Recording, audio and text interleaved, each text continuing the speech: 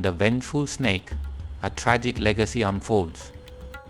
In a scorching oppressive heat wave during the 7th lunar month, a tragic chain of events unfolds in a small village. The main character, John, an aging hunter, struggles with the pain of losing his son and daughter-in-law to a tiger years ago. He swore to never hunt again, living quietly with his grandson Tom, trying to survive amidst a drought. However, their fate takes a dark turn when a massive blood-red king cobra living in John's backyard enters its most vulnerable stage, shedding its skin. As the cobra fights for survival, it encounters another menacing snake intent on killing it. Unbeknownst to John, this event triggers a series of supernatural occurrences tied to the snake's vengeful nature. Amid strange, otherworldly visions and whispers of revenge, John is forced to confront a terrifying truth that he cannot escape. The story escalates to a climactic battle between man and serpent, with horrifying consequences for John's family. What begins as a tale of survival turns into a nightmarish ordeal involving ancient curses, vengeful spirits, and a snake's deadly vendetta. The cobra seeks revenge for its slain man, leading to shocking deaths and an eerie sense of justice delivered from the supernatural realm. In the end, John's life unravels in a tragic twist, revealing that fate is a snake in disguise, always lurking, waiting to strike. Part 1. The Drought and the Promise. The air was suffocating, thick with the weight of the drought that had plagued the village for months. The sun was a merciless beast, burning down from a cloudless sky, baking the earth into hard, cracked plates of dirt that stretched far into the horizon. The village well, once a source of life, had dried to a pitiful trickle. The fields, once green and vibrant, now lay desolate, reduced to brittle brown patches of dust. Every living thing, from the livestock to the trees, seemed to bow under the heat's unforgiving gaze. John sat on the porch of his crumbling wooden house, his once strong hands now gnarled with age and exhaustion, loosely holding a straw fan he had stopped waving hours ago. The heat had beaten him into submission. His body, though still tall and broad, seemed weighed down by the invisible burden of years. His face, etched with deep lines, was shadowed by the brim of his old, sweat-stained hat. His eyes, pale blue and tired, stared blankly at the horizon, unfocused, as if searching for something that wasn't there, or perhaps something that had been lost long ago. In the small, dim room behind him, his grandson Tom slept fitfully on a makeshift bed of warm blankets, his skin glistening with sweat. The boy's breath came in shallow, uneasy rhythms, as though even in sleep, the oppressive heat weighed on his tiny lungs. John's heart ached with guilt every time he looked at Tom, knowing he had nothing to offer him but drought-stricken land and memories of better days. He was all the boy had left, just as Tom was all that remained of John's shattered family. Years ago, when John was a younger man, brimming with strength and pride, he had been the village's most revered hunter. His skill with a bow and knife was unmatched, and his knowledge of the forest had made him a living legend. His son had admired him for it, growing up in his father's shadow, eager to follow in his footsteps. Together, they had ventured into the wilderness, bonded by their shared craft. But that was before the forest had claimed everything. John's son and daughter-in-law had gone into the forest one fateful day to gather bamboo shoots, leaving Tom, only a baby then, in John's care. They had never returned. The search party had found their bodies torn apart by a tiger, their eyes frozen in horror, their flesh ravaged by the beast's claws. The memory was as sharp and vivid as the day it happened, even after all these years. John had buried his son and his daughter-in-law with his own hands, his heart filled with a rage so fierce it threatened to consume him. The village had whispered behind his back, saying it was the curse of the forest, the wrath of nature itself. But John didn't care about curses. He had sworn revenge. He had tracked the tiger for days, his eyes bloodshot from sleepless nights, his mind fixed on one thing, killing the creature that had destroyed his life. And he had done it. He had slain the tiger with his bare hands, wresting its life from its powerful jaws. But when he stood over its lifeless body, the weight of his vengeance did not lift. Instead, it settled deeper into his bones, cold and hollow. It was then, kneeling in the bloodied grass beside the dead tiger, that John had made his vow he would never hunt again. He would leave the violence behind. The forest had taken too much from him, and he would give it no more. He would raise his grandson in peace, far from the blood and the death that had haunted his life. But now, the drought had returned the specter of starvation to his doorstep, forcing him to reconsider the promise he had made. John rubbed his temples, feeling the ache that never quite went away. The village was starving. The crops had withered, the water had dried up, and the wild game had grown scarce. Every day, it seemed the life was draining out of the earth, and every day, the desperation in the village grew. The villagers had begun to look at John again, but this time it was not in awe of his hunting prowess. It was with pleading eyes, hoping that the old hunter still had some of the fire left in him to save them. He didn't. At least he didn't think he did. John had abandoned his weapons years ago, locking them away in the back of the house. He hadn't even looked at his hunting bow or knives in over a decade, not since the day he swore off the hunt. But now, the temptation gnawed at him. He could feel it, like an itch beneath his skin, the call of the forest pulling him back, whispering that there was still time, that he could still provide. For Tom, for his grandson. Tom stirred in his sleep, a small whimper escaping his lips, and John turned to look at him. The boy was too thin, his cheeks hollow from the lack of food. They had been living off of what little they could gather: roots, dry bread, and meager portions of grain, but it wasn't enough. It would never be enough. Tom needed meat. He needed nourishment that the drought-stricken land could no longer provide. John felt the familiar pang of helplessness twisting in his gut. But he had promised. The days grew longer, and the heat more unbearable. The village was dying slowly, one family at a time. John saw the once strong men of the village, now reduced to hollow-eyed shadows, their clothes hanging off them like rags. The children, too weak to play, sat listlessly in the shade, their eyes dull with hunger. The women spoke in hushed tones, their faces drawn and fearful. They whispered about leaving, about abandoning the village before the drought consumed them all. But where would they go? There was no escape from the sun's burning gaze, no sanctuary from the unforgiving land. John couldn't sleep that night. The suffocating heat pressed down on him, and the sound of Tom's labored breathing filled the small room. The memories of his son and daughter-in-law clawed at him from the darkness, dragging him back to that terrible day in the forest. He could hear the tiger's growl in his mind, the snap of its jaws, the screams that had echoed through the trees. And then, in his dream, he saw something else, something worse. A snake. A massive blood-red snake, coiled in the shadows, its eyes gleaming with malice. Its fangs dripped with venom, and its hiss echoed through his dream like a death knell. John could feel its eyes on him, cold and calculating, as if it were waiting for something, waiting for him to break. He woke with a start, his heart hammering in his chest. The room was silent, but the image of the snake lingered in his mind, vivid and terrifying. He didn't believe in omens, not really. But this dream, it felt different. It felt like a warning, a sign. As the sun rose the next day, John sat on the porch again, watching the horizon. The land was dying, his grandson was dying, and John knew deep down that there was only one way to save them.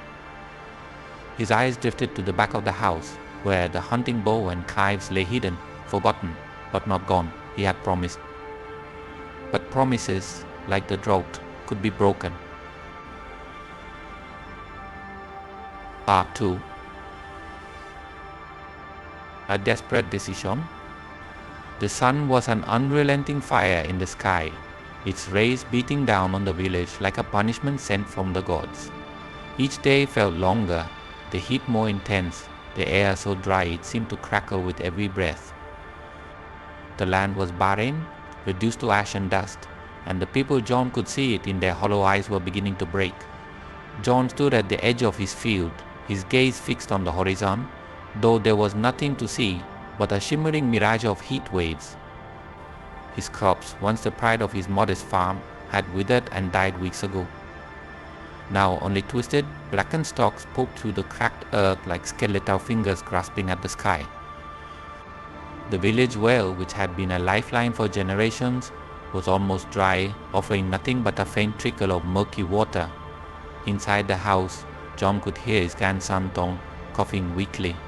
The boy had grown sickly in recent weeks, his body shrinking under the weight of hunger and heat. Each cough pierced John's heart like a knife, filling him with a deep, gnawing guilt. He had sworn to protect Tom, to raise him after the tragedy that had taken his parents. But what protection could he offer now, when even the land itself seemed to conspire against them? The sound of footsteps crunching on dry soil broke John from his thoughts. He turned to see William, his old friend, walking up the path, wiping the sweat from his brow.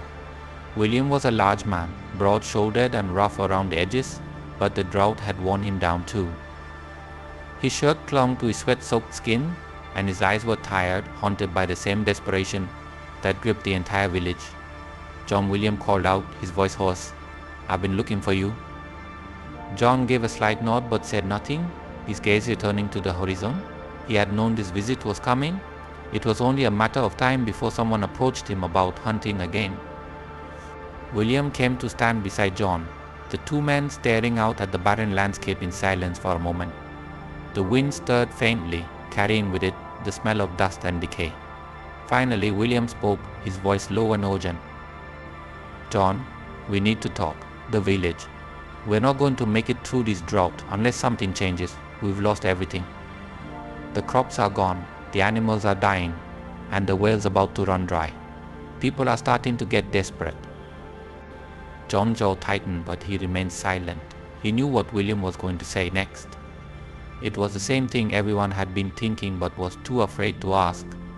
William took a deep breath and turned to face him, his expression grave. "You're the best hunter this village has ever had. Everyone knows it. You could go out into the forest, bring back game enough to keep the village alive until the rains come back." John shook his head, his heart pounding in his chest. "I made a promise, William. I swore I'd never hunt again. Promises don't put food on the table."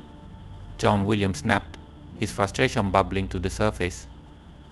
"This isn't about pride or honor. This is about survival. If you don't do something, we're all going to starve." The weight of William's words settled over John like a suffocating blanket. Survival, starvation. He had heard those words too many times in the past weeks, whispered in the shadows of the village, murmured by women as they rationed their last scraps of food. And it wasn't just the village. Tom's pale, gaunt face flashed in his mind, the sound of his weak cough echoing in his ears. "I can't," John muttered, his voice barely above a whisper. "I can't go back to that life." William's eyes softened, his anger giving way to something else, pity perhaps. He placed a heavy hand on John's shoulder, squeezing it gently. "I know what you lost, John. I know how hard it's been. But you're the only one who can save us. You're the only one with the skills, the knowledge." We're out of time. John clenched his fists, his nails digging into his palms. Memories flooded his mind, memories of blood, of screams, of the tiger that had torn his family apart. The hunt had once been his life, a source of pride and purpose. But after the deaths of his son and daughter-in-law, the forest had become a place of nightmares, a reminder of all he had lost. He had vowed never to set foot in the forest again, to turn his back on the violence that had defined his past. But now, the village was dying, and Tom, his grandson, his last connection to his family, was wasting away before his eyes. The promise he had made to never hunt again had been a way to protect his soul, to keep the darkness of the forest at bay. But what good was a promise when the people he loved were on the brink of death? "I can't lose him," William John whispered, his voice trembling. "I can't lose." Tom William nodded, understanding. "Then you know what you have to do." John turned his back on William, staring at the ground, his thoughts racing. The wind kicked up a swirl of dust at his feet, and in that moment he felt the weight of every decision he had ever made pressing down on him. The hunger gnawed at his insides, as if the very land itself was consuming him from within. He remembered the day he had sworn off hunting, the day he had stood over the lifeless body of the tiger that had killed his son. He had plunged his knife into its heart, and with that single act he had ended a chapter of his life. But the forest had never truly let him go. It had always been there, lurking at the edges of his dreams, calling him back with its dark and ancient whisper.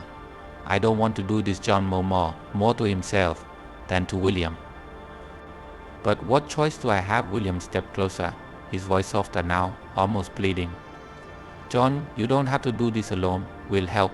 We'll come with you. But you have to lead us. You're the only one who knows the forest like you do." John's heart pounded in his chest, the pulse of it deafening in his ears. The forest. The word itself sent a shiver down his spine. He could almost smell the damp earth, feel the cold bite of the wind against his skin, hear the distant growl of predators stalking through the undergrowth. The forest was alive in a way the village had never been, a place of wild, untamed danger where life and death danced on a knife's edge. "I made a promise," John repeated, but the conviction in his voice was fading, eroded by the harsh reality of the world around him. His promise had been made in the heat of grief, a desperate attempt to hold on to what little sanity he had left. But now that promise felt like a noose tightening around his neck, squeezing the life out of him with every passing day. William's grip on John's shoulder tightened, his eyes filled with a mixture of desperation and determination. "A promise won't bring back the rains, John. A promise won't fill your grandson's belly. We need you. Tom needs you." John swallowed hard, his throat dry as the parched earth beneath his feet. The weight of his decision pressed down on him, suffocating him. He could feel the pull of the forest, the call of the hunt, growing louder in his mind. His hands twitched at his sides, aching for the familiar feel of a bow, the sharp edge of a blade. But with that call came the memories, the blood, the screams, the endless cycle of life and death that had consumed him for so many years. He had left that life behind for a reason, to protect the people he loved from the darkness that lurked within him. And yet, John's eyes drifted to the house, where Tom lay sleeping, his small body fragile and weak. The boy needed food, real food, not the scraps they had been living on for weeks. He needed meat, something to strengthen his bones, to fill the hollowness in his cheeks. And John was the only one who could provide it. "I'll think about it," John said, his voice barely audible. William nodded, though his expression was strained. "We don't have much time, John. The village won't last much longer." With that, William turned and walked away, his heavy footsteps echoing in the silence. John watched him go, his heart heavy with the weight of his decision. He could feel the forest calling to him, its dark tendrils wrapping around his mind, pulling him back to the life he had sworn to leave behind. But this wasn't about him anymore. This was about survival. This was about Tom. As the sun dipped below the horizon, casting long shadows across the land, John made his way to the back of the house. His hands shook as he reached for the old chest where he had locked away his hunting gear years ago. The chest was covered in dust, the wood worn and cracked from years of neglect. For a moment he hesitated, his heart pounding in his chest. The memories of his last hunt surged through his mind, blood on his hands, the roar of the tiger, the crushing weight of grief. But then he heard Tom cough again, weak and frail, and the decision was made. With trembling hands, John unlocked the chest and opened it, staring down at the tools of his old life. His bow, still strong and unyielding, his knives, sharp and deadly. The forest was calling, and this time he would answer. Part 3. The King Cobra emerges. The night was heavy with the weight of impending doom.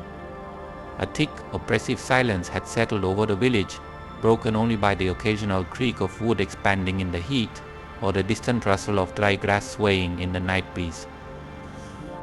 The moon hung high in the sky, a pale, sickly orb casting long shadows across John's yard, turning the already eerie atmosphere into something far more unsettling. John stood in the doorway of his weathered home, peering into the darkness of his backyard. Something had drawn him outside, a strange feeling in his gut that he couldn't shake. He could hear the faint whispers of the wind, as if it carried secrets too dark to be spoken aloud. His hand gripped the old bow at his side, a weapon he hadn't touched in years, but which now felt necessary. The drought had driven everyone to the edge, the earth was dying, and the people were not far behind. But tonight it wasn't hunger or thirst that gnawed at John, it was something deeper, something ancient. He felt it in the air, a tingling at the back of his neck, the way the hairs on his arms stood on end, as if the very ground beneath him was holding its breath. And then he saw it. The moonlight glinted off something in the distance, something moving slowly, deliberately, with a sinister grace.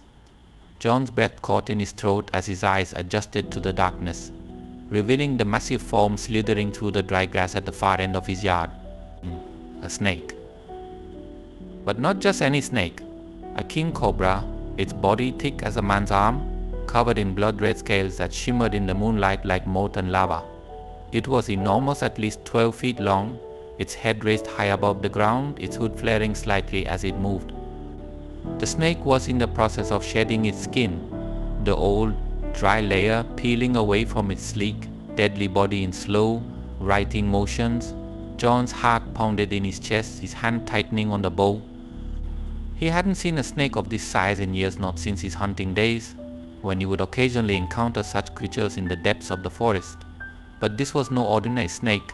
It was a king cobra, a creature revered and feared by all who lived near the wilds. The snake's eyes glinted in the dark, reflecting the pale light of the moon, but it paid no mind to John's presence. It was vulnerable in this state, shedding its old skin to make way for the new. The process left it weak, defenseless, a shadow of its usual deadly self. But even in its weakened state, there was something terrifying about the creature, as if its very existence carried with it a curse.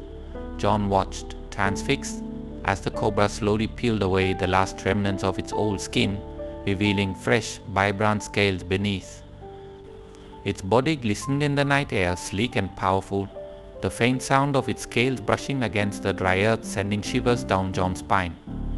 It was almost mesmerizing. But as the snake continued its shedding, John felt a cold wave of unease wash over him. Something wasn't right. His instincts, honed from years of hunting, screamed at him to stay alert, to be ready. His eyes scanned the yard, searching for the source of his discomfort. And then he saw it. Not far from the king cobra, hidden in the shadows of a withered bush, another snake lurked.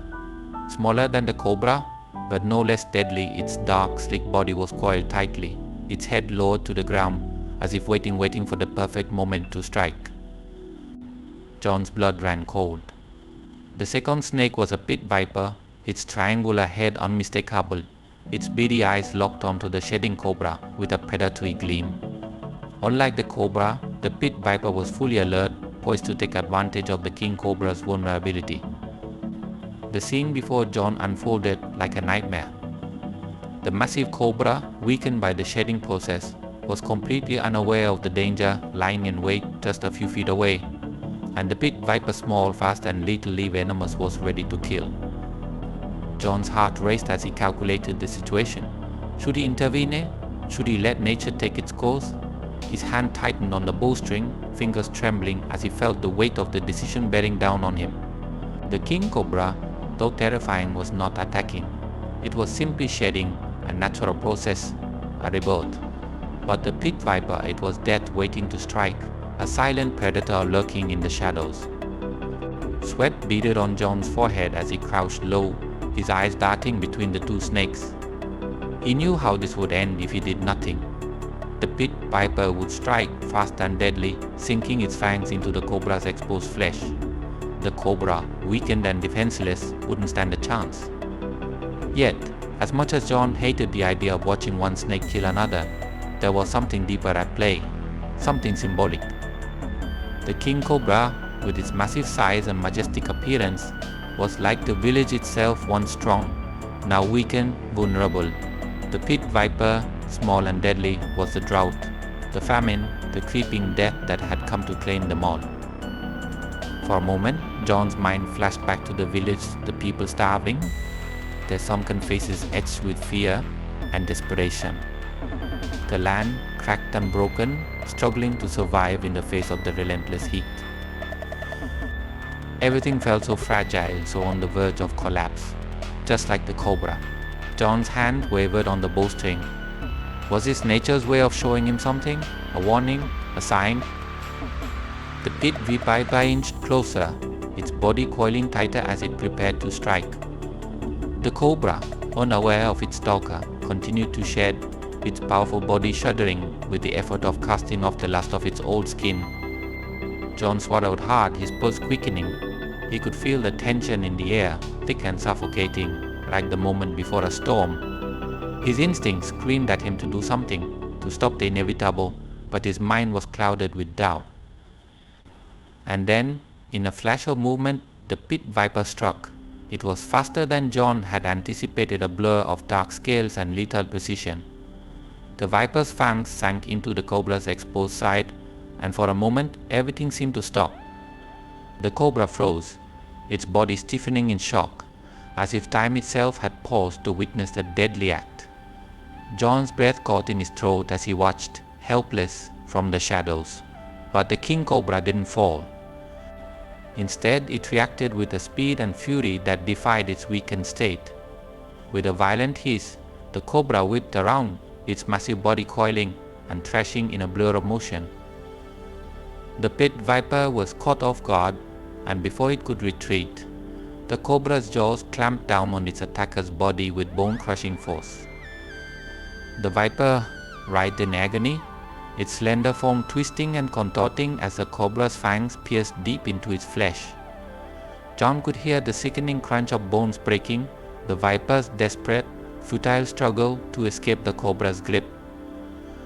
And then, with one final, powerful shake, the cobra crushed the viper's body completely, flinging the lifeless creature to the ground. John exhaled, his breath coming out in shaky, uneven gasps. The cobra, victorious but wounded, slithered away, disappearing into the darkness beyond his yard. Its sleek, blood-red body was a haunting reminder of the fragility of life and the brutal, unforgiving nature of survival. John stood frozen in place, the bow still clutched in his trembling hands. The scene he had just witnessed felt like an omen, a dark prophecy for what was to come. The village was hanging by a thread, just like the cobra, vulnerable and exposed. And the viper, with its deadly strike, was the danger lurking at the edges of their lives unseen, waiting for the right moment to strike. As the night deepened and the stars flickered weakly overhead, John couldn't shake the feeling that the snakes were only the beginning. Something worse was coming. Something darker, more dangerous. And this time there might be no escaping it. Part 4. A deadly showdown. The air in John's backyard felt heavier than it had moments ago, as though the very night had drawn in a breath, waiting for what was about to unfold. John stood frozen, his pulse hammering in his ears, eyes locked on the two snakes, their forms twisted into a deadly confrontation.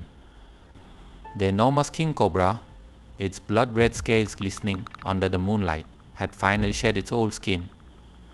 But it was weakened, its sleek body trembling with the effort, vulnerable in a way a creature like that should never be. Just feet away, the pit viper remained poised, its dark body coiled tightly like a spring ready to unleash its deadly strike. Its eyes were fixed on the king cobra, calculating, waiting for the perfect moment to attack. John could feel the tension between the two animals, thick and suffocating, like the moment before a lightning strike. John's throat was dry, his heart pounding so violently, it felt as if it might burst through his chest. He knew he was witnessing something primal, something ancient, the battle between life and death, predator and prey. But there was more at stake here than the survival of two snakes. This felt symbolic, like the fight represented the very struggle of the village itself. The cobra was the village majestic, strong, but now weakened by forces beyond his control. And the pit viper, coiled and ready to strike, was the relentless drought, the creeping death that threatened to consume everything in its path. The cobra hissed, its hood flaring white, making its massive form appear even larger. Its body writhed as it twisted to face the viper, though John could see the strain in its movements. The snake was exhausted from the shedding process, and its attacks, once swift and deadly, were now slow, almost sluggish. The viper, on the other hand, was fully alert, its head swaying back and forth, preparing to strike. John's fingers twitched at his sides, itching for action. He had seen this before in the wild, had faced deadly predators with nothing but his bow and his instincts to rely on. But he was no longer the hunter he once was. He had promised himself that those days were over, that he would never again take part in the cycle of death that the forest demanded. Yet here he was, standing on the edge of that same abyss, watching two deadly creatures locked in a battle that mirrored the struggle within him. The cobra lunged suddenly, striking at the viper with a ferocity that made John flinch. Its massive jaw snapped shut inches from the viper, but the smaller snake was too quick. The pit viper darted backward, its movements precise and controlled, its beady eyes never leaving the cobra. The air around John seemed to thicken, each breath becoming harder to draw as the tension mounted. The cobra, now visibly weakened, tried again, lashing out with another strike, but this time the viper didn't retreat. Instead it countered, its fangs flashing in the moonlight as it struck back, aiming for the cobra's exposed underbelly. John's instincts took over. Without thinking, his hand shot to the bow, hanging by his side, the old muscle memory kicking in as he nocked an arrow. Time seemed to slow as he pulled the bowstring taut, his breath steady despite the chaos unraveling before him. The viper was too fast for the cobra in its current state. If John did nothing, the viper's fangs would sink deep into the cobra's flesh, injecting its deadly venom, ending the battle in seconds. The arrow flew from John's bow with a sharp twang, slicing through the night like a silent predator of its own. For a split second, John wasn't sure if it would hit its mark, if he still had the skill that had once made him the most feared hunter in the village. But the arrow found its target. The pit viper's body convulsed as the arrow pierced through its slender form, the force of the shot pinning it to the ground. Its mouth opened in a silent scream, its body twisting violently in a desperate attempt to free itself from the shaft lodged deep in its side, but it was no use. The viper's death throes were swift, its body soon falling still, leaving only a faint shudder of movement as its final breaths escaped into the night. John's chest heaved with the adrenaline coursing through him. His hand still gripped the bow, the string vibrating slightly from the shot. He hadn't felt that surge of power in years, that feeling of life and death hanging in a balance, decided by his actions. But his victory was short-lived. The king cobra, barely alive after its fierce battle, lifted its head weakly, its body trembling. The sight of it sent a chill down John's spine. Despite the deadly confrontation it had just survived, there was no triumph in the cobra's eyes, only a deep primal exhaustion. It stared at John for a moment, its gaze piercing and almost knowing, as if the snake understood that it had been spared, but not by nature's hand. And then, without another sound, the cobra turned and slithered away into the darkness, its long, serpentine body disappearing into the shadows beyond John's yard. He stood there, staring after it, the weight of the night pressing down on him like a lead blanket. The silence that followed was deafening. John lowered his bow, his arms trembling from the exertion and the rush of adrenaline that had now faded, leaving him drained. The night air was cool against his skin, but it did nothing to ease the sense of dread that had settled deep in his bones. This wasn't over. The cobra had survived, but just barely. And something told John that the battle he had just witnessed was only a small part of a much larger storm that was brewing. The pit viper had been a threat, yes, but there were other dangers lurking, unseen and far more insidious. The tension that had gripped the village for months felt as though it had coiled tighter, the weight of it almost unbearable. John's troubles had only just begun. He turned to look at the house, where his grandson Tom still slept soundly, unaware of the deadly showdown that had just taken place in their own backyard.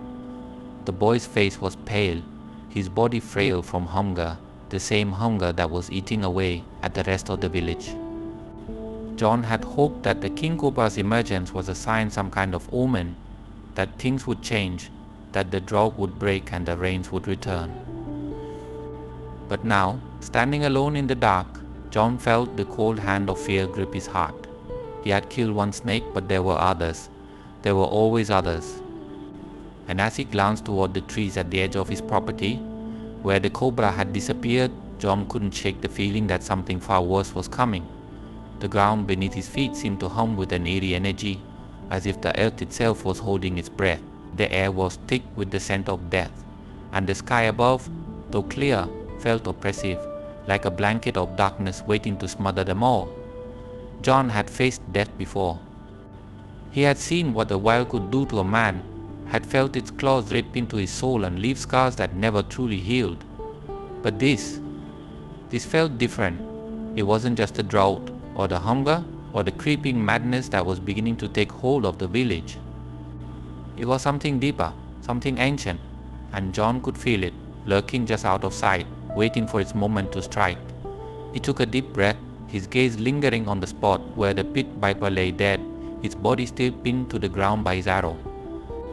The danger was gone for now, but the fear, John knew the fear wouldn't leave him, not until he understood what was really happening, and by then it might already be too late. As the night deepened and the stars blinked faintly overhead, John turned and walked back toward the house, his mind racing with thoughts of what the future might hold. The king cobra had slithered away into the shadows, but he wasn't gone, and neither was the darkness that had settled over the village. Part 5. The Ominous Dream. John had barely fallen asleep when the dream took hold. It came over him like a storm, dragging him down into its depths before he could fight against it. The world in the dream was dark and twisted, a strange and unsettling reflection of reality. His familiar surroundings were distorted, everything shrouded in an unnatural mist that seemed to crawl across the ground like a living thing. The air was thick, suffocating, as though the very atmosphere was laced with something toxic. John's chest felt tight, his breathing labored as he walked through the strange, unfamiliar landscape. The ground beneath his feet was soft and spongy, like wet earth that had absorbed too much blood. He could hear faint whispers all around him, though no one was in sight. Soft, eerie voices speaking words he couldn't understand, as though the world itself was whispering secrets into his ears. A sickly moon hung low in the sky, casting a red glow over everything, making the world look as though it were bleeding. The trees, which had once been strong and towering, were now twisted and gnarled, their branches reaching out like skeletal fingers trying to grasp something just beyond their reach. A chill settled into John's bones, colder than any winter he had ever known. He felt as though he were being watched. Every step he took seemed louder than it should, echoing through the unnatural stillness like a drumbeat, as if someone was waiting for him to arrive. And with each step, the whispers grew louder, more insistent, surrounding him on all sides. John tried to shake the dream, to force himself awake, but it clung to him with a terrifying grip, pulling deeper into its twisted reality. Then, through the fog, a figure appeared. At first it was barely visible, just a shadow, blending into the mist, but as John moved closer, it began to take shape. A tall, thin figure, draped in a long robe the color of blood. The robe seemed to shimmer in the crimson moonlight, as though it were alive, moving with an unnatural fluidity that made John's skin crawl. The figure's face was hidden beneath a deep hood, but even in the dream John could feel the weight of its gaze. It was like staring into the abyss, cold and endless. His heart pounded and his body froze, rooted to the spot as the figure stepped closer, the ground beneath its feet sinking and squelching with each movement. The whispers had grown deafening now, an unholy chorus of voices echoing in John's mind, though he still couldn't make out the words. The figure stopped a few feet in front of him, and for a moment there was only silence, the kind of silence that feels like the world is holding its breath, waiting for something terrible to happen. And then it spoke. "You took what was mine." The voice was low and rasping, as if it had come from deep within the earth, coated in centuries of dust and decay. The sound of it made John's blood run cold. He could feel the words vibrating in his chest, like the figure had spoken not with its mouth, but directly into his soul, I don't understand, John stammered, his voice weak, the fear clawing at his throat. He didn't know why, but he felt as though this figure, this thing, knew him, knew everything about him. It had a presence that seemed to weigh down the air, pressing against him, making it hard to breathe. The figure moved closer, and as it did, the temperature dropped further. John's breath came out in visible puffs, though the mist swirled around him like smoke. He could hear the faintest sound of something slithering behind the figure, though he couldn't see it. Your hands are stained with blood, the figure hissed, raising one long, pale hand from the folds of its robe. You killed my mate. John's heart skipped a beat, the truth of the words striking him like a physical blow. His mind raced back to the battle in the backyard, the deadly showdown between the pit viper and the king cobra. He had killed the viper, saved the cobra, but somehow this figure was connected to it, bound to the snake in a way John couldn't comprehend. What are you? John asked, his voice barely above a whisper. His hands trembled at his sides, his body stiff with terror. Every instinct screamed at him to run, to wake up, to escape this nightmare before it was too late. But his feet refused to move. The figure lowered its hood, revealing a face that sent a jolt of horror through John's body. Its eyes were black pits, endless and empty, the kind that swallowed all light and warmth. Its skin was pale, almost translucent, stretched tight over a skeletal frame, and its mouth, it was too wide, far too wide, curving up at the corners into a grotesque grin that revealed sharp, yellow teeth. The sight of it made bile rise in John's throat. I am vengeance, the figure said softly, almost lovingly, though its smile twisted into something monstrous. You have disturbed the balance. You took what was mine, and now I will take what is yours. John stumbled backward, his legs finally moving, but it was too late. The figure's presence loomed over him, filling the dream with a crushing weight that threatened to suffocate him. The whispers returned, louder than before, echoing the figure's words in a haunting chant. I will take what is yours. I will take what is yours. John's vision blurred as the mist thickened, swirling around him in a whirlwind of shadow and sound. He tried to scream, but his voice was swallowed by the mist, the words dying in his throat. He was trapped, helpless as the figure stretched out its hand toward him, its long fingers like claws reaching for his very soul. And then the whispers became something else, a single, chilling word repeated over and over in 100 voices. Revenger John felt the cold grip of the figure's hand close around his heart, and the world around him shattered into darkness. He bolted upright in bed, drenched in sweat, his heart racing as if he had just sprinted for miles. His breathing was ragged, his chest heaving with the effort to suck in air. The room was dark, the only sound a faint creaking of the house settling in the night, but John could still feel the weight of the dream pressing down on him, the figure's voice echoing in his mind. The dream had felt so real, so vivid that he could still feel the chill in his bones, still hear the whispers. And that face, that horrible, twisted face haunted him even now as he sat in the darkness, trembling. John rubbed his face with shaking hands, trying to dispel the lingering fear that clung to him like a shroud. It was just a dream, he told himself, nothing more than his mind playing tricks on him after the events of the day. But deep down he knew that wasn't true. There had been something about the figure, something beyond the boundaries of the dream, something real. He couldn't explain it, but he felt it in his bones, in his soul. The figure had spoken of revenge, and as John sat there, alone in the dark, he couldn't shake the feeling that it wasn't just a threat. It was a promise. He looked toward the window where the faint light of the moon filtered through the curtains. Outside the world was silent, but that silence felt wrong, unnatural. The village had always been quiet, but this was different. It was the quiet that comes before a storm, the kind that makes your skin prickle with the knowledge that something terrible is coming. John's gaze shifted to his grandson Tom, still fast asleep, his small chest rising and falling peacefully. The boy was all he had left in the world, and the thought of losing him, of that figure taking what was his, sent a wave of terror crashing over him. He stood from the bed, his legs still shaky, and walked to the window. He pulled the curtain aside, looking out into the darkness. The trees swayed gently in the night breeze, but something about the scene made his skin crawl. It was as though the shadows themselves were watching him, waiting for him to let his guard down. John closed his eyes, taking a deep breath to steady himself. He had faced death before. He had survived the wild, outwitted predators and endured the worst that nature had to offer. But this was something else, something beyond his understanding. And whatever it was coming for him. The dream had been a warning, and now John was left with the sinking realization his troubles had only just begun. Part 6. Tom's Death. The dawn broke quietly, a pale light seeping through the cracks in the weathered wooden walls of John's small house. For a moment, everything seemed still too still.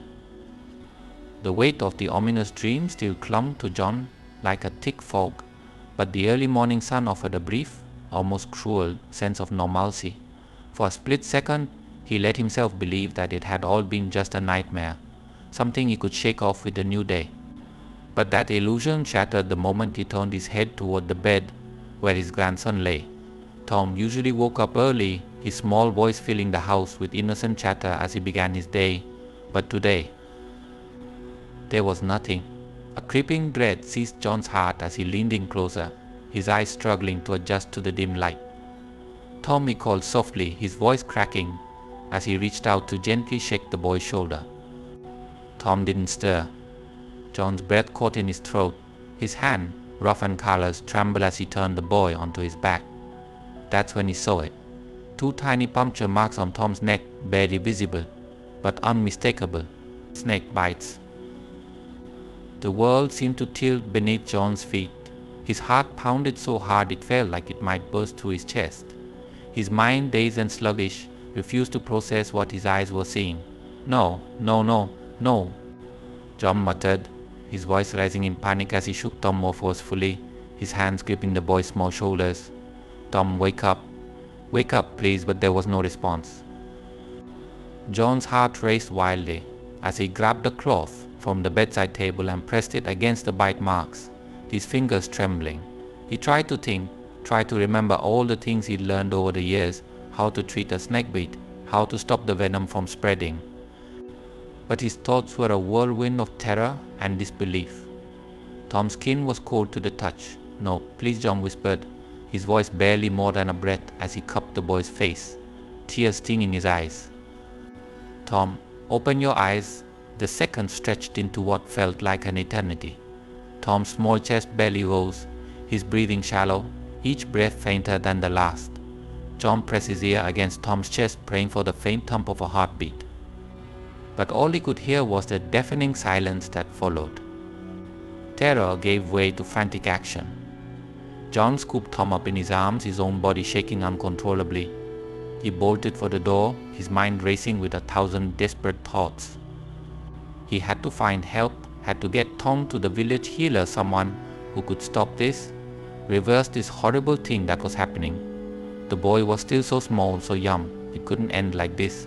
But as John stumbled out into the yard, reality crashed down on him like a wave of cold water. He was miles away from the nearest village, isolated in their small house on the edge of the wilderness. Even if he ran, even if he screamed for help, no one would hear him. No one would come. Tom's body felt limp in his arms. The faint, labored breaths had stopped. No, John cried, clutching the boy tightly to his chest as he fell to his knees in the dirt. His voice cracked, raw with desperation. Please, no. Don't leave me, Tom. Please don't leave me. But there was nothing.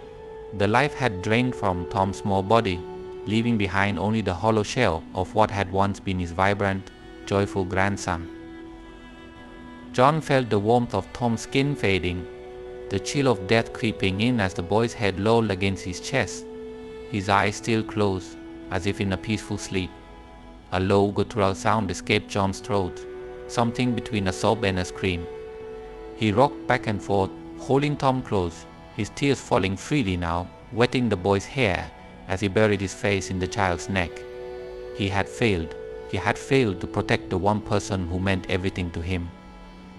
The realization hit him like a physical blow, knocking the breath from his lungs. His body trembled with the weight of it.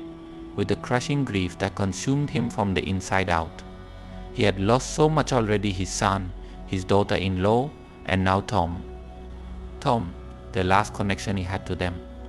Tom, who had been his reason to keep going, his reason to wake up every morning and face the cruel world. Now there was nothing. The empty, hollow space where Tom's laughter once filled the house seemed to expand around him, swallowing him whole. The weight of it was unbearable, suffocating, and John could do nothing but clutch his grandson's lifeless body, his own sobs racking his chest. As the first rays of sunlight touched the yard, John's gaze fell to the ground beside him, and a chilling realization crept into his mind. The snake. It had come back. The king cobra, the one he had spared after their deadly encounter, had returned.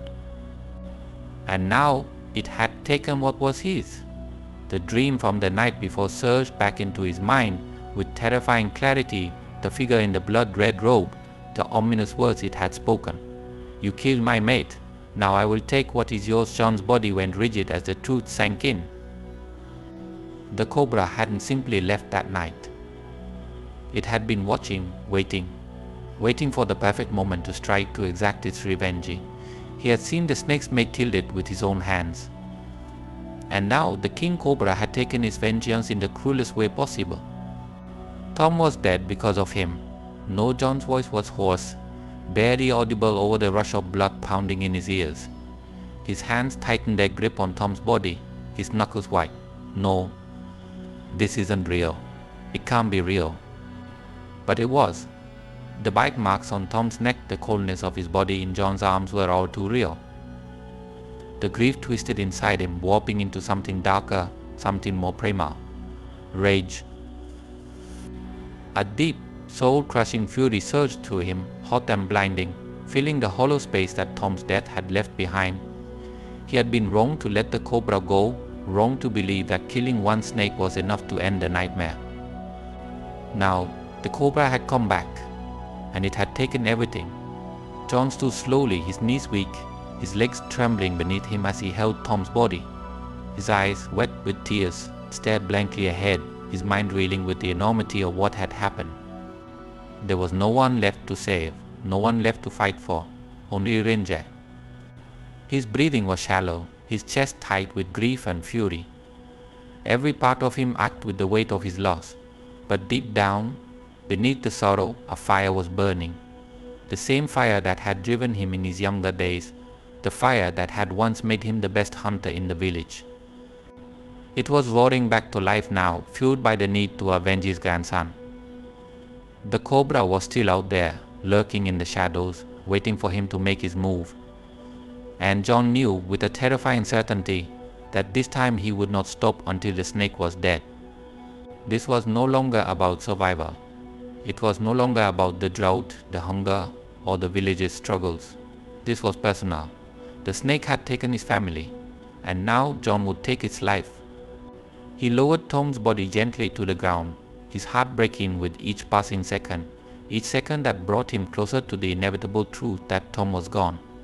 But the grief that threatened to consume him was now tempered by the cold, steely resolve that had settled in his bones.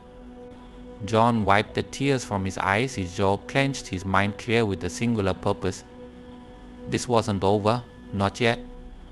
The king cobra had returned to exact its revenge. Now, John would deliver his own. As he stood there, his hands trembling with a mix of grief and fury, he could almost hear the whispers from his dream again, taunting him, mocking him. The figure in red, the promise of vengeance. The cobra had taken everything from him, but John still had one thing left. He had the strength to fight. With one last glance at Tom's body, John turned toward the horizon, where the shadow of the forest loomed in the distance. The hunt wasn't over. It had only just begun. Part 7. The Village Whispers. The sun barely hung in the sky when the whispers began to spread through the village like wildfire. Word of Tom's death, sudden, unexplained, was carried from house to house, woven into hushed conversations by trembling lips. But it wasn't just the death of a child that sent chills down the spines of the villagers, it was how it happened. Snake bites. And not just any snake. No one spoke the words out loud, but everyone thought the same thing. The Cobra. A creature they had long feared. A creature they believed carried a curse. As the whispers grew louder, so did the fear that had gripped the hearts of the villagers. From behind closed doors and drawn curtains, they watched John stumble through the village, his face pale and hollow, his eyes empty and distant as if he had lost not just his grandson, but his very soul. The sight of him was enough to tighten the grip of superstition that already suffocated the air. They had always known John as a man with a past steeped in blood, once a hunter, a man who had taken the lives of wild animals with a precision and skill that few others possessed. But that was long ago, before he had sworn an oath to lay down his weapons, before tragedy had turned him into a shell of the man he once was. And now, with Tom's death, the villagers were reminded of the darkness that lingered around him like a shadow. In the village square, a small group had gathered. Their voices were low, but their words carried weight. "He killed the snake's mate," one of the older women whispered, her wrinkled hands trembling as she clutched her shawl tight around her. Her eyes darted toward the direction of John's house, as if expecting something unnatural to emerge from the darkness that seemed to cling to the place. "I heard it was cursed," another man muttered, his face pale under the dim glow of the fading sun. "The Cobra. They say it wasn't just a snake. It's been here longer than any of us. It's ancient, a spirit of the land." The others nodded, glancing over their shoulders as if afraid the very mention of the creature would summon it. The stories of the Cobra had been passed down for generations, stories of a vengeful spirit that took the form of the King Cobra, striking down those who wronged the land or the creatures of the forest. Some believed it was a guardian, others a demon. But no matter what version of the tale they believed, one thing was clear: the snake was not just an animal. It was something far more powerful, something beyond the understanding of mere mortals. And now it had taken Tom. The air grew thick with fear. Each breath the villagers took seeming to weigh heavier than the last. The more they whispered, the more the curse began to feel real alive. Their eyes grew wide with the knowledge that what had begun with Tom's death was not yet finished. The Cobra's revenge was not complete. In the shadows of their homes, mothers clutched their children close, fathers bolted their doors, and the elderly whispered prayers under their breath, hoping to ward off whatever malevolent force had taken hold of the village. But there was a sense that prayers wouldn't be enough, not this time. It wasn't long before the whispers turned to accusations. John brought this upon us, a young man, his voice shaking with fear. "He should never have killed that snake. What do you expect from a man like him?" Someone else spat. "He's always been cursed. Ever since his son and daughter-in-law died, he's had nothing but bad luck." They spoke of John as though he were a harbinger of doom, a man marked by death. It didn't matter that he had been one of their own for years, that he had once provided for the village with his skill as a hunter. All they could see now was the tragedy that followed him like a dark cloud. "He should leave," one of the older men said, his voice harsh with fear. Before more of us fall victim to this curse, the idea took root, spreading through the village like poison. It was easier to believe that John was the source of the darkness, that if he left, they might escape the wrath of the Cobra. The villagers began to avoid him, their glances turning into glares, their whispers growing louder as they passed his house. John felt the shift like a blade to the heart. The village that had once been his home, the people who had once been his friends, now looked at him with suspicion and fear. He could see it in their eyes when they passed him by, hear it in the murmurs that grew quiet as soon as he entered the room. The weight of their judgment pressed down on him, suffocating. But it wasn't their fear that haunted him, it was his own.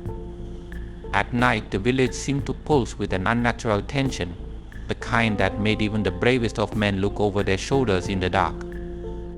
The sounds of the night, the rustling of leaves, the creaking of wood, the distant howls of animals took on a sinister tone, as though the very land itself had turned against them.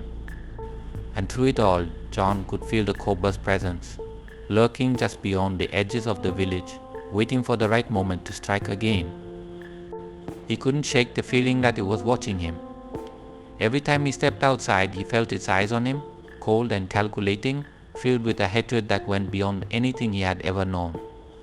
The air was thick with tension, the kind that made the hairs on the back of his neck stand on end.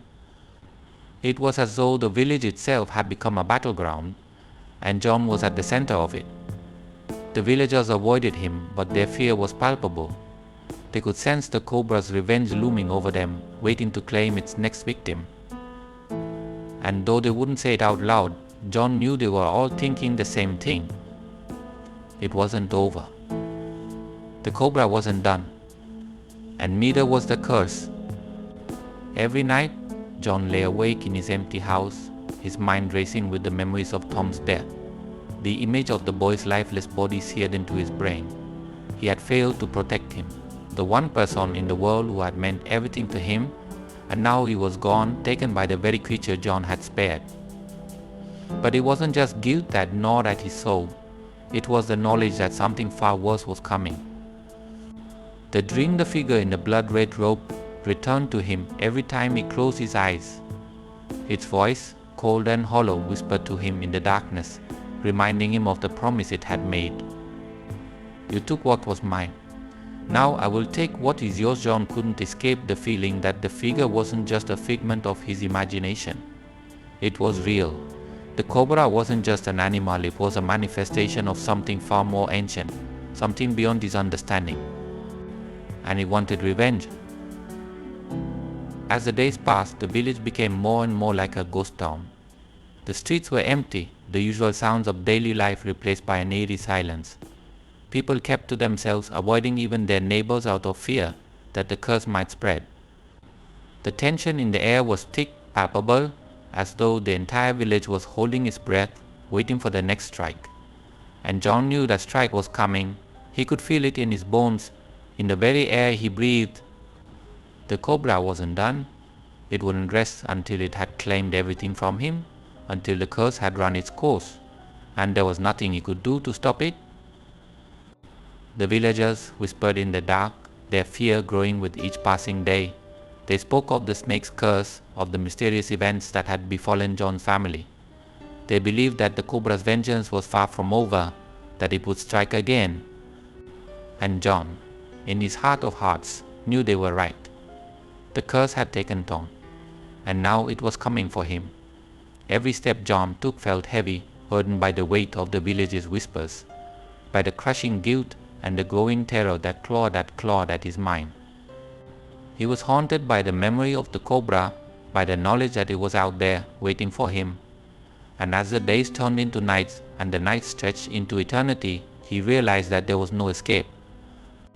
The Cobra would come again, and this time it wouldn't stop until it had claimed everything. Part 8. John's tragic end.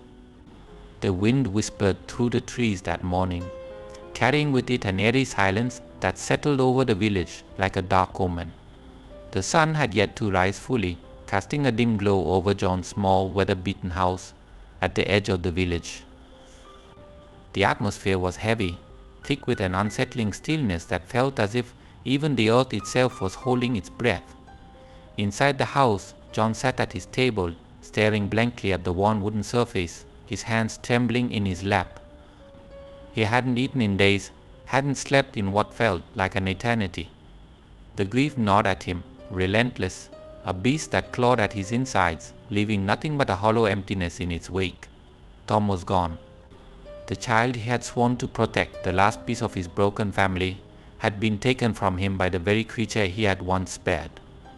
The weight of that realization pressed down on John like a crushing burden, a truth he could no longer escape.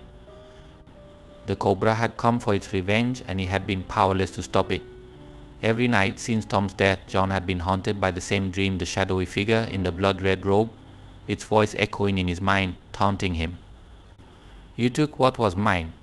Now I have taken what is yours." Each time the words echoed in his head, John felt the cold grip of despair tightening around his heart. He had failed as a father, failed as a grandfather, failed as a man. The house was unbearably silent without Tom's laughter, without the sound of the boy's small footsteps padding across the floor. The emptiness was suffocating, and John could no longer bear it. The villagers had begun to avoid him altogether. The whispers, once distant murmurs, had grown louder. They blamed him for the curse that had befallen the village. They blamed him for Tom's death. In their eyes, he was the one who had brought this darkness upon them, and their fear was palpable. But it wasn't just their judgment that weighed on him. It was something far deeper, something darker. John could feel it, a presence lingering in the air around him, watching him, waiting for him. The cobra's eyes seemed to follow him wherever he went, though he hadn't seen the snake since that terrible day. He knew it was still out there, lurking in the shadows, biding its time. And though it had already taken Tom, John felt in his bones that the cobra wasn't finished. His gaze drifted toward the backyard, toward the old tree that stood tall and gnarled at the edge of the property. The same tree where the cobra had once shed its skin. Its branches swayed gently in the breeze, casting long, twisted shadows across the ground. John's breath caught in his throat as a cold shiver ran down his spine. That tree, it had always felt cursed, as if something malevolent clung to it. And now it called to him. A bitter smile tugged the corners of John's lips. The iron was not lost on him. He had spent his life as a hunter, taking the lives of wild creatures without hesitation. He had killed to survive, to protect his family. But in the end, it was the life he had spared that had destroyed him. He stood slowly, his legs weak beneath him as he made his way to the back door. The floorboards creaked under his weight, the sound sharp in the silence of the empty house. John paused for a moment at the threshold, his hand resting on the doorframe. He glanced back at the small, cluttered room, at the place where he had once shared meals with Tom, where they had laughed and told stories. It felt like a lifetime ago. The wind picked up as John stepped outside, the chill biting at his skin. His eyes fixed on the tree ahead of him, his heart pounding in his chest. The branches seemed to reach out to him, beckoning him forward. His mind was numb, his thoughts distant, as though he were watching himself from somewhere far away. He couldn't feel the ground beneath his feet, couldn't hear the rustle of leaves or the distant chirp of birds. All he could hear was the relentless whisper of the cobra in his mind, the hiss of its vengeance echoing in the corners of his consciousness. Without thinking, John found himself at the base of the tree, his hands working methodically, tying a rope to one of the sturdy branches. The motions were automatic, like muscle memory from some dark corner of his past. His fingers fumbled with the knot, the rope rough iron worn from years of use. He pulled it tight, testing its strength. There was no fear, no hesitation, only the weight of inevitability. John looped the rope around his neck, his breath steady, his hands no longer trembling. The wind howled softly in his ears, and for a brief moment he thought he heard the faint sound of hissing, the unmistakable sound of scales slithering through the grass. The cobra was near. He could feel it. But he no longer cared. His time had come. He stepped off the wooden crate beneath him. The world spun for a moment, a blur of colors and shapes, before everything went dark. When the villagers found him hours later, his body swayed gently in the breeze, the rope creaking as it twisted in the wind.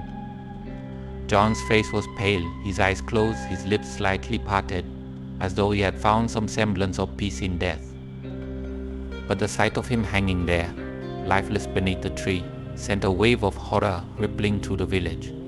They had known something was wrong when John hadn't appeared in the village that morning, when his usual routine of fetching water from the well had been broken. But none of them had expected this. As they stood there, staring at his body swaying in the wind, a sense of dread settled over them like a thick fog. The whisper started again, this time louder, more frantic. The curse, someone murmured, their voice trembling with fear.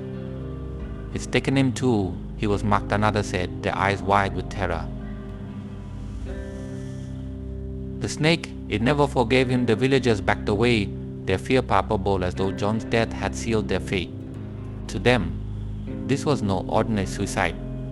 This was the final act of a man cursed by forces far beyond their understanding, a man who had been hunted by something far more powerful than any creature of the forest.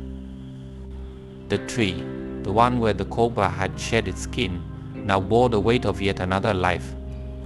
And as John's body hung there, swaying gently in the breeze, it seemed to take on a life of its own, as if the curse that had taken root in his family had claimed its final victim. The village was left in shock, their voices hushed as they gathered at a distance, staring at the haunting sight. Some whispered prayers, others made the sign of protection against evil, but none dared to approach the body. It was as if the tree itself had become a symbol of the curse, a dark reminder of the events that had unfolded and the lives that had been lost. John had been a man of strength once, a man who had fought to survive, who had protected his family with everything he had. But in the end, the grief, the guilt, and the curse had been too much for him to bear. The Cobra had taken Tom, and now it had taken him too. As the villagers slowly dispersed, their fear lingering in the air, the wind picked up once more, rustling the leaves of the tree where John hung. And somewhere in the distance, barely audible, came the soft, unmistakable sound of a hiss. The Cobra, it seemed, was never far away, and though John was gone, the curse remained.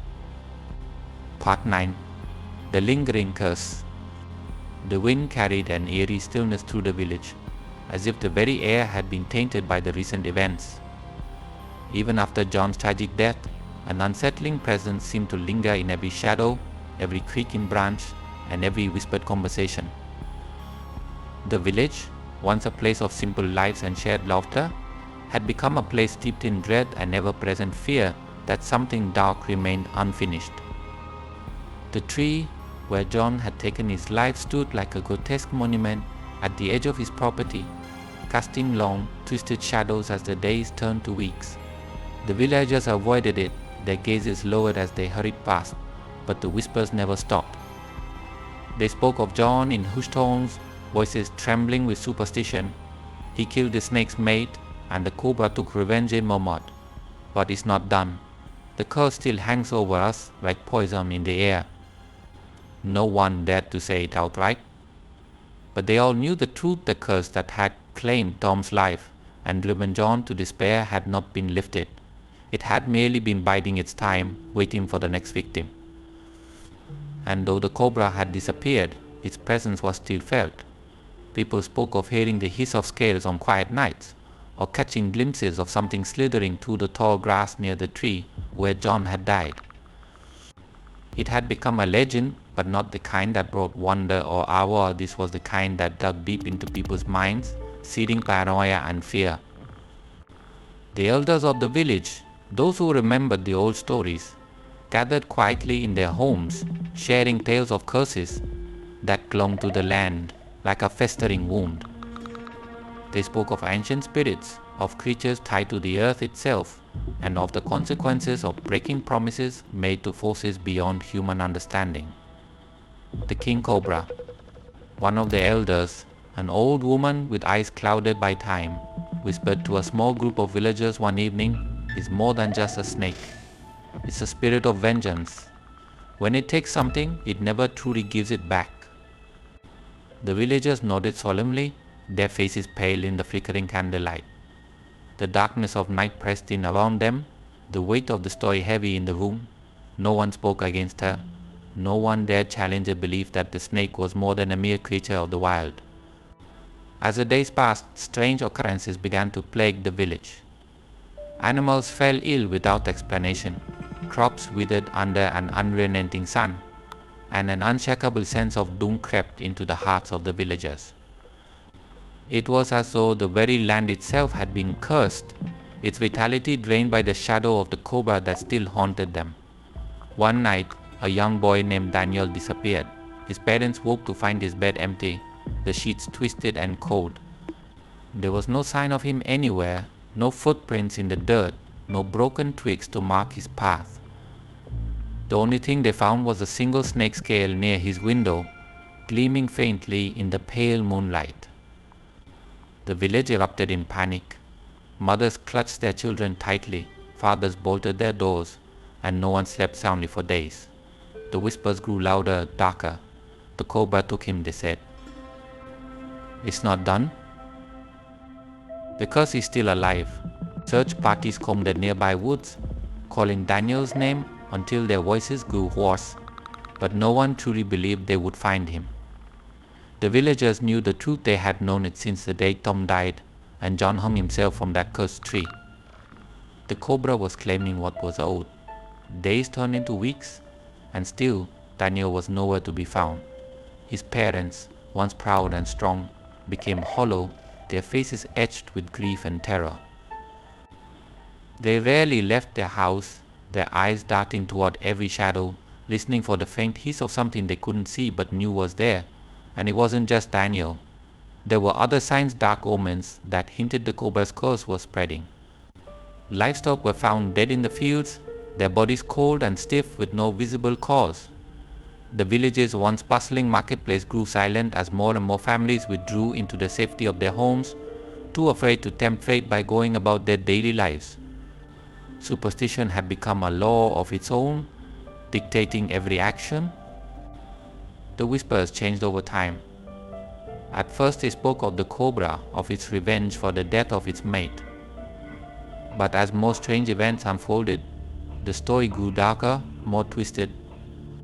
Now they spoke of John too, of his tragic end, and the possibility that in death he had become part of the curse itself. The villagers began to believe that John's spirit, tainted by grief and guilt, had merged with the Cobra's malice. Together, they haunted the village, an unholy union of man and beast, vengeance and despair.